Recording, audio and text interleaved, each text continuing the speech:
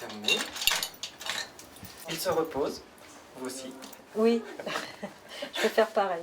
Merci. Pas de téléphone, pas de tablette, pas d'ordinateur. Pendant 4 jours et 4 nuits, au Vichy Spa Hotel, les nouvelles technologies sont bannies. Une cure de désintoxication que Michel Varnet, journaliste aux Échos, a testée. Je crois honnêtement que ça fait des années et des années que je ne me suis pas séparée d'un téléphone portable. C'est drôle parce que voilà, on a l'impression que le message c'est vous n'allez pas vous ennuyer. Pas de télévision? Pas de télévision. C'est assez inhabituel dans un hôtel. Parce que même le 2 étoiles de base a la télévision. Les soins s'enchaînent donc, tel un ballet bien rythmé, gommage, massage, bain d'eau thermale. Pour combler le manque, le programme est chargé.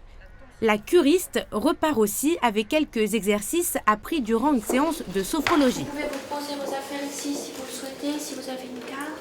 Le but, c'est que l'outil qui prend de plus en plus de place dans la place de la personne reprenne une place à sa juste valeur. Vous êtes bien? Oui. Donc laissez-vous tout de suite abandonner, laissez votre corps se poser. Première nuit sans téléphone portable, qu'est-ce que ça fait? On s'y fait bien.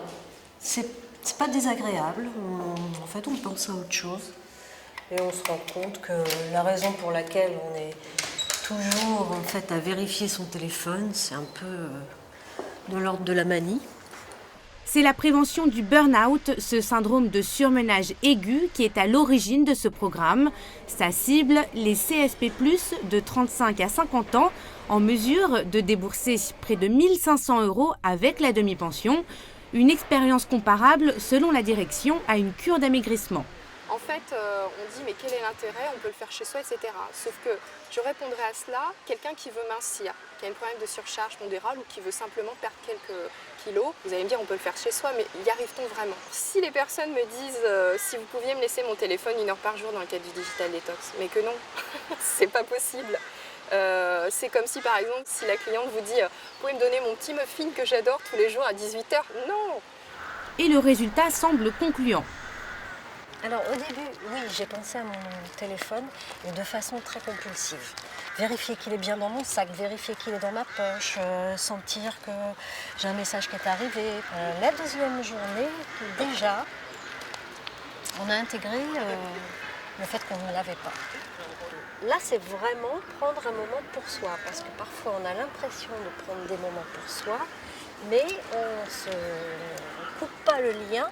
On a l'impression de prendre du temps, mais on prend du temps connecté. De façon surprenante, je pense que cette cure est faite pour tout le monde, c'est-à-dire bien sûr les professionnels ultra connectés que l'on est pour la plupart, mais aussi, et là donc de façon plus surprenante, pour les parents qui, à travers le téléphone portable, sont toujours reliés à leurs enfants. Ce que j'ai le moins aimé, c'est la musique persistante. Dans absolument toutes les salles où l'on passe, toujours cette musique labellisée zen, mais bon, qui est un petit peu agaçante. Voilà, je voudrais récupérer mon téléphone. Oui, alors. Mais je ne vais pas le rallumer maintenant.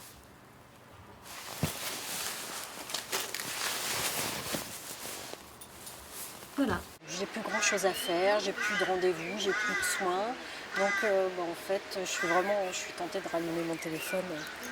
Michel passera le reste de la soirée à répondre à ses textos, mails et messages vocaux.